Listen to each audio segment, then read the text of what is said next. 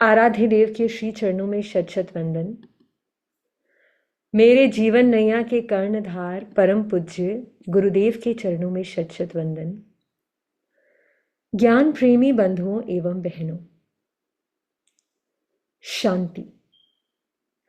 शांति एक ऐसा शब्द है, एक ऐसा इमोशन है जिसकी चाह सबको रहती है। गरीब आदमी भी शांति चाहता है, अमीर भी शांति चाहता है, राजा भी शांति चाहता है और प्रजा भी शांति चाहती है। सबको शांति की चाह होती है, क्योंकि उसके बिना जीवन सही ढंग से, सही रूप से चल नहीं सकता। आज हम शांति कैसे मिल सकती है उसके बारे में तो डिस्कस करेंगे ही, लेकिन उससे पहले हम जानेंगे कि हम अशांत क्यों हो जाते हैं, हमारी अशांति का मूल कारण क्या है। अब मेरे हाथ में ये पानी का ग्लास है और इसका क्या वेट होगा, 300 350 ml, यानी इसका वजन बहुत ज्यादा नहीं है। इसे पकड़ने में मुझे कुछ ज्यादा फील नहीं हो रहा, लेकिन यही ग्लास अगर मैं आधे घंटे तक पकड़ के रखूं, तब मेरी फीलिंग्स चेंज होनी शुरू हो सकती है। तब मुझे थोड़ा अनईजीनेस फील होना शुरू हो सकता है। आधे घंटे से मैंने इसको 2 घंटा बढ़ा दिया, 2 घंटे से 4 घंटे, 4 से 6, 6 से 12। अब मेरी फीलिंग्स अनईजीनेस से डिस्टर्बिंग, डिस्टर्बिंग से पेनफुल, पेनफुल से नमनेस तक जा सकती है। ग्लास का वेट अब भी उतना ही है, लेकिन हमारी पकड़ ने उस ग्लास को हमारे लिए स्ट्रेसफुल बना दिया। भाइयों बहनों, पकड़ और शांति कभी साथ साथ नहीं चल सकते। अगर हम ये जीवन जी रहे हैं, सांस ले रहे हैं, तो हमारे हाथ में पानी का ग्लास आना ऑब्वियस है, यानी थोड़ा बहुत बोझ आना ऑब्वियस है। लेकिन उसे हम कितना पकड़ रहे हैं, that is up to us. उसे हम कितना ले रहे हैं, that is up to us. So basically पकड़ इज इनवर्सली प्रोपोर्शनल टू शांति। जितनी पकड़ बढ़ेगी उतनी शांति घटेगी, जितनी पकड़ छूटेगी उतनी शांति बढ़ेगी। जैन फिलॉसफी मेनली 3 पिलर्स पर खड़ा है: अहिंसा, अनेकांत और अपरिग्रह। हमने लास्ट टाइम ये चर्चा की थी कि आखिर जैन की ग्लोबल पहचान क्या है। आलू नहीं खाना, प्याज नहीं खाना, क्या यही जैन होने की पहचान है? अफसोस, हमारा ध्यान अहिंसा से हटकर दूसरे फिलॉसफीज में जाता ही नहीं है। और सबसे बड़ी अफसोस की बात तो यह है कि हमने अहिंसा को भी बहुत सीमित कर दिया है, बहुत कन्फाइंड कर दिया है। अहिंसा की दुनिया बहुत बड़ी दुनिया है। वह इतनी बड़ी दुनिया है कि उसमें अनेकांत और अपरिग्रह भी समाहित हो सकते हैं। लेकिन शायद for the sake of better understanding, अनेकांत और अपरिग्रह को अलग फिलॉसफी के रूप में हमारे सामने प्रेजेंट किया गया है। लेकिन मैं देखती हूं, अनेकांत और अपरिग्रह तो केवल किताबों और प्रवचनों में ही रह गया। अहिंसा की कुछ तो बात होती है, पर इन दोनों की तो भगवान मालिक है। खैर, हम बात कर रहे थे पकड़ की। हम न जाने कितनी बार अपरिग्रह के बारे में सुनते हैं। चीजों की सीमा हो या इच्छाओं की सीमा हो, यह तो अपरिग्रह यानी इच्छा परिमाण है ही। लेकिन पकड़ यानी रिजिडिटी, आग्रह, उसकी भी सीमा हो, ये भी अपरिग्रह के अंदर ही फॉल करता है। एक बहुत बड़ी सच्चाई है, हम सबसे ज्यादा प्यार खुद से करते हैं, खुद के विचारों से करते हैं, खुद की प्लानिंग से करते हैं। So as long as everything runs according to our thoughts and our planning, we are good. But the moment it turns out against us, हमें सब कोई हमारे दुश्मन लगने लग जाते हैं। किसी शख्सियत ने बहुत अच्छा कहा है, ध्यान से सुनिए। Our choice plus our destiny's choice equals to our consequence.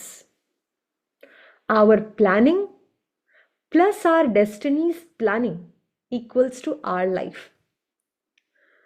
हम हमारे लिए जो चुनते हैं, हमारी डेस्टिनी जो हम हमारे लिए जो चुनते हैं प्लस हमारी डेस्टिनी जो हमारे लिए चुनती है, उसे मिलाकर कुछ रिजल्ट्स हमारे लाइफ में आते हैं।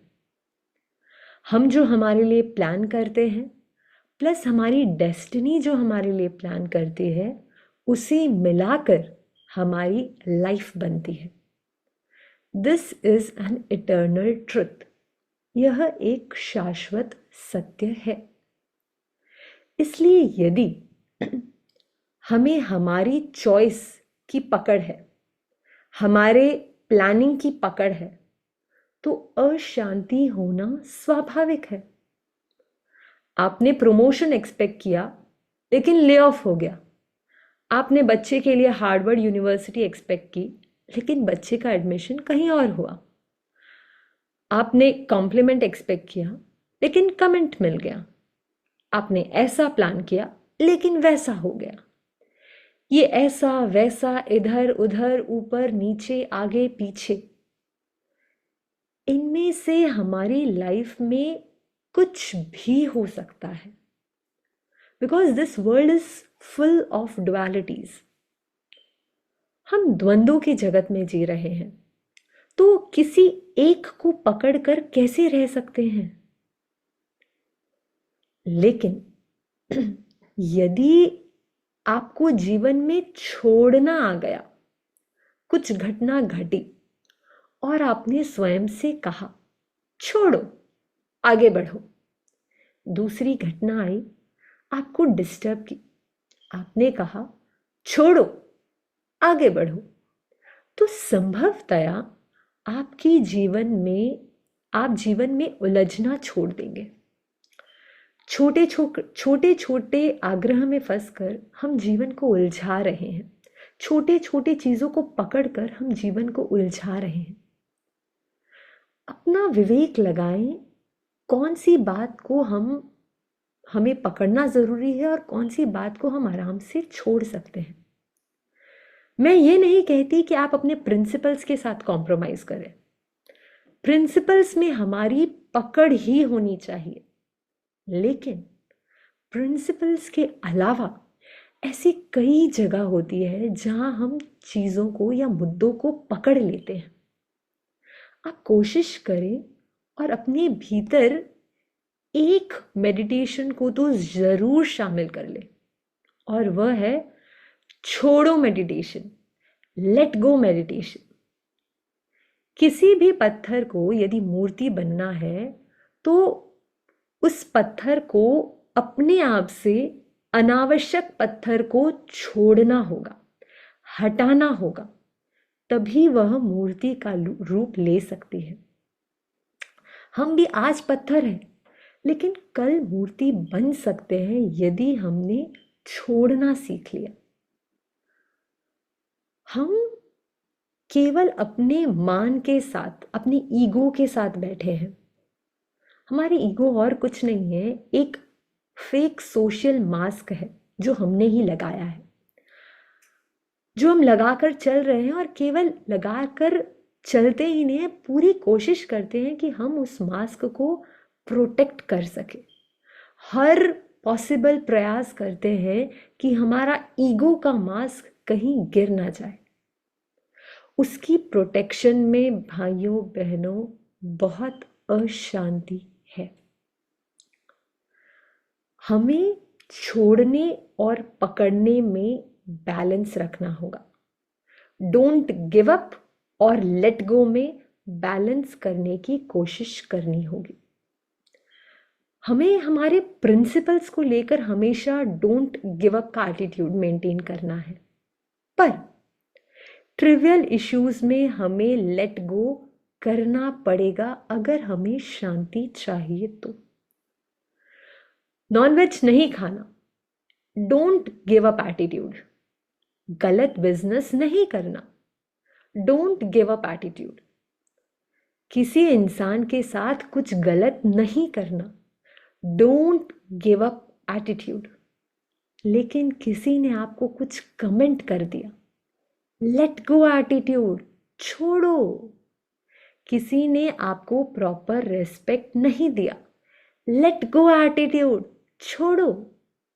दूसरों की लाइफ में क्या चल रहा है, अरे जो चल रहा है चलने दो, लेट गो एटीट्यूड, छोड़ो।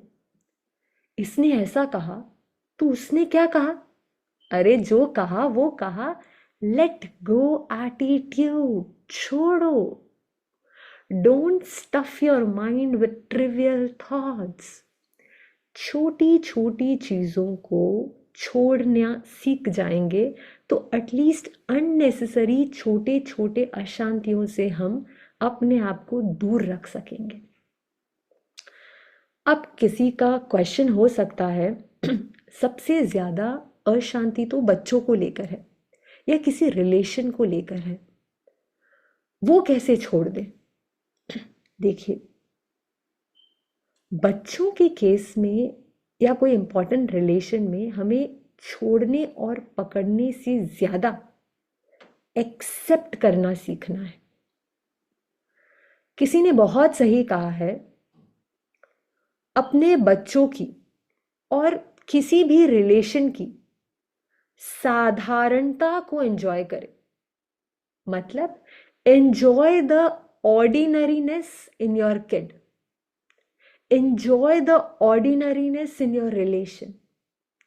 और कभी कभी यदि स्थिति ऑर्डिनरी नहीं, थोड़ी डिफेक्टिव भी है, तो भी एक्सेप्टेंस इज मस्ट। अब इनकम है तो इनकम टैक्स भी होगा, रोज है तो थॉर्न भी होगा, ट्रैफिक है तो ट्रैफिक सिग्नल, गाड़ी है तो ट्रैफिक सिग्नल भी होगा। स्वास्थ्य चाहिए तो स्वाद को छोड़ना भी होगा, बच्चे हैं तो बच्चों की प्रॉब्लम्स भी होगी, रिलेशंस है तो रिलेशंस की प्रॉब्लम्स भी होगी, हेड्स है तो टेल्स भी होगा। We need to accept accept and accept.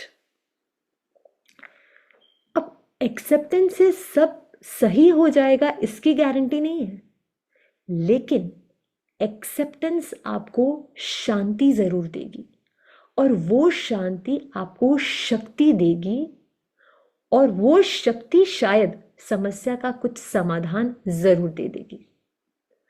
लेकिन एक्सेप्टेंस इज द की और द गेट टू सॉल्यूशन।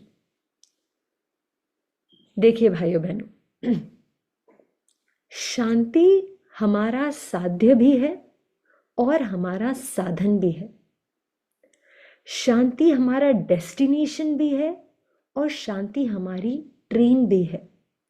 हम शांति ही की ही ट्रेन पकड़कर अनंत शांति को प्राप्त कर सकते हैं। इसीलिए शांति सबसे ज्यादा इंपॉर्टेंट है। आप प्रिंसिपल्स को पकड़ के रखिए, ट्रिवियल इश्यूज को छोड़िए, रिलेशनशिप्स में एक्सेप्ट करना शुरू करिए। This will give you peace and power to correct. अब शांति के ये जो सुझाव जो अभी अभी हमने शेयर किए, हमने डिस्कस किए, वो थोड़े से फिलोसफिकल है बट बहुत स्ट्रांग है। अब फिलोसफिकल सॉल्यूशंस को हमने जाना, अब कुछ हम प्रयोगात्मक सुझाव, प्रयोगात्मक सॉल्यूशंस पर भी फोकस करेंगे। शांति के लिए ज्योति केंद्र प्रेक्षा एक सबसे सुंदर उपाय है। यानी सेंटर ऑफ एनलाइटनमेंट, यानी at the middle of your forehead you try to meditate on white colour. Middle of your forehead, ज्योति केंद्र पर आप सफेद रंग का ध्यान करें। You may imagine the rays of full moon are falling on your center of enlightenment, at the center of your forehead. And then slowly and slowly spread your consciousness throughout your forehead. पूरे forehead पर अपना चित्त, अपना awareness, अपना consciousness को फैला दे। And try to perceive, देखने की कोशिश करें bright white color over here. Over here means throughout your forehead. And then, after a couple of minutes, you may imagine your whole forehead is filling up with bright white particles. पूरा आपका जो ललाट है वो सफेद परमाणुओं से भर रहा है, शांति के परमाणुओं से भर रहा है। And hold over there and feel the peace. वहां पर रुकें और शांति का अनुभव करें। This is one of the practices which is really miraculous. So, एक ये प्रयोग आप कर सकते हैं। Now the second one. शांति का गहरा संबंध आपने जान ही लिया होगा, सफेद रंग से है। यदि हर दिन हम 5 से 10 मिनट हम बॉडी को रिलैक्स करें और फिर सफेद श्वास लेने का प्रयास करें, वाइट, इमेजिन करें आप सफेद रंग का श्वास ले रहे हैं। सफेद रंग आपके पूरे शरीर में फैल रहा है और फिर मन ही मन लाइन को रिपीट कर सकते हैं, मैं शांत हो रही हूं, मैं शांत हो रही हूं, मैं शांत हो रही हूं, मैं शांत हो गई हूं, मैं शांत हो गई हूं, मैं शांत हो गई हूं। पहले वर्बली भी कर सकते हैं और फिर बाद में मेंटली भी कर सकते हैं। 9 बार वर्बली और 9 बार मेंटली कर सकते हैं। And then start contemplating. ये तो आपने लाइन्स को रिपीट की, ये तो एफर्मेशंस हुए, but then you start contemplating. Contemplate on why peace is necessary for me, for better life, for my soul. ये आप खुद से ही सवाल पूछिए, मुझे शांति क्यों चाहिए? क्यों ये मेरे लाइफ के लिए अपेक्षित है? क्यों ये मेरे सोल के लिए अपेक्षित है? क्यों ये मेरे काम के लिए अपेक्षित है? क्यों ये मेरे रिलेशन के लिए अपेक्षित है? ये कॉन्टेम्पलेशन आप स्वयं करें। तो ये 5-10 मिनट का प्रयोग आपके लिए सचमुच आपके लिए मिराकुलस साबित हो सकता है।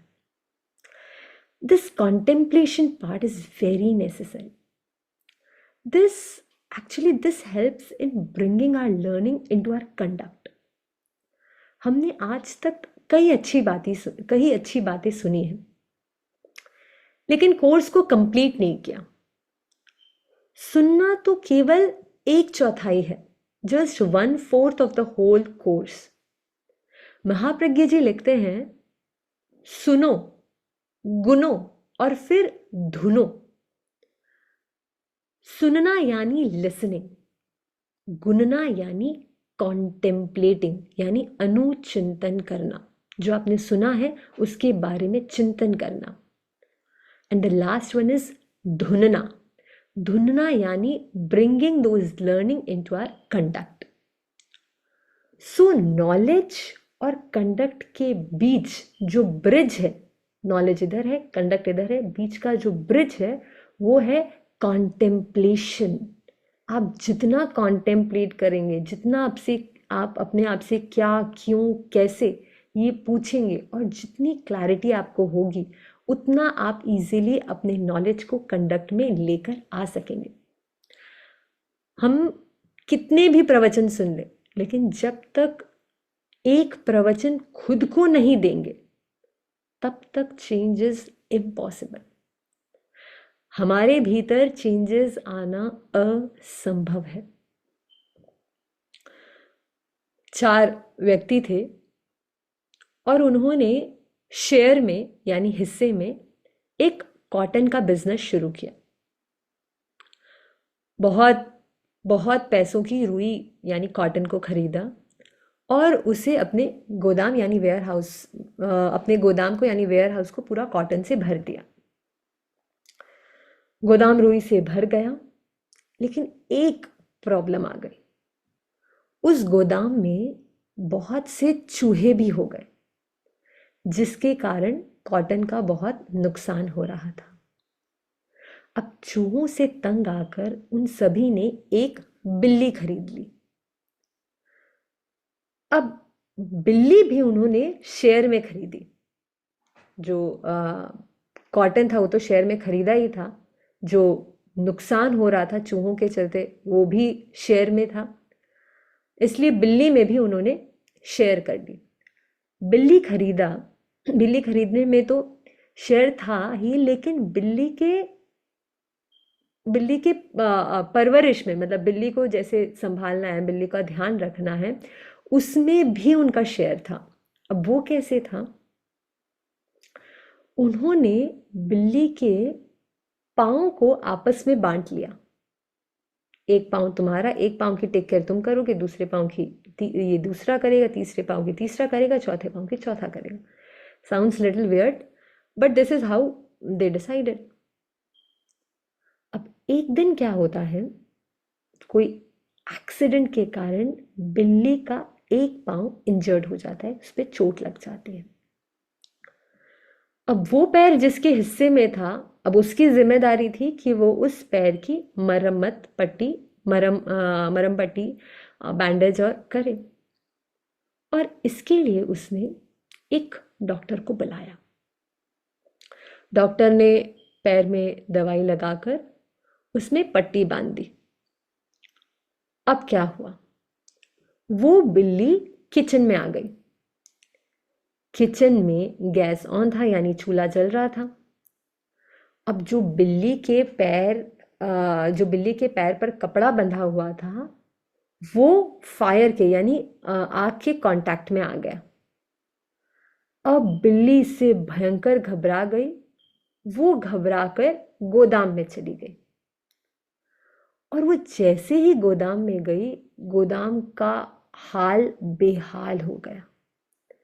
कुछ ही देर में पूरा गोदाम जल गया।